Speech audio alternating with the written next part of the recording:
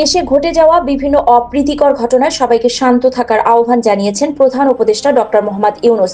একই সঙ্গে জাতির যে কোনো ক্রান্তি লগ্নে সবাইকে ঐক্যবদ্ধ থাকার আহ্বানও জানিয়েছেন তিনি। বুধবার সন্ধ্যায় প্রধান উপদেষ্টার বাসভবন যমুনায় ডক্টর মোহাম্মদ ইউনূসের সঙ্গে বিএনপির 5 সদস্যের একটি প্রতিনিধি দল সাক্ষাৎ করতে গেলে তিনি এই আহ্বান জানান। বৈঠক শেষে সাংবাদিকদের এ কথা জানান প্রধান উপদেষ্টার প্রেস সচিব শফিকুল আলম। তিনি বলেন, জাতীয় স্থিতিশীলতার জন্য জাতীয় ঐক্যের কথা বলেছেন প্রধান উপদেষ্টা।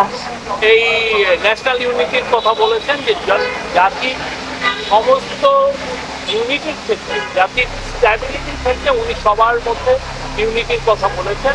সেটা এমন স্টুডেন্ট, ছাত্র, জনতা, হিন্দু, মুসলমান, খ্রিস্টান সবার মধ্যে উনি ন্যাশনাল ইউনিটির বার্তা দিয়েছেন। অন্তর্বর্তী সরকারের প্রধান উপদেষ্টা ডক্টর মোহাম্মদ ইউনূসের সঙ্গে বৈঠকে দেশের সব রাজনৈতিক দলের সঙ্গে বসে জাতীয় ঐক্য গড়ার আহ্বান জানিয়েছে বিএনপিও। এছাড়া দ্রুত নির্বাচনী রোড ম্যাপ ঘোষণার আহ্বানও জানিয়েছে দলটি। বৈঠক শেষে সন্ধ্যা 7:15 সাংবাদিকদের মুখোমুখি হন বিএনপি মহাসচিব মির্জা ফখরুল ইসলাম আলমগীর।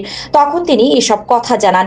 নির্বাচন যেটা সবচেয়ে বেশি প্রয়োজন, সংস্কারগুলোকে সংস্কার আপনারা সম্পূর্ণ করে অবিলম্বে যত দ্রুত সম্ভব রোড ম্যাপ দেওয়ার কথা আমরা বলে এসেছি, যে একটা রোড ম্যাপ অত্যন্ত জরুরি। প্রধান উপদেষ্টার বাসভবন যমুনায় বৈঠকে অংশ নেন বিএনপি মহাসচিব মির্জা ফখরুল ইসলাম আলমগীর, দলের স্থায়ী কমিটির সদস্য মির্জা আব্বাস, নজরুল ইসলাম খান, আমির খসরু মাহমুদ চৌধুরী, সালাউদ্দিন আহমেদ ও ডক্টর খন্দকার মোশাররফ।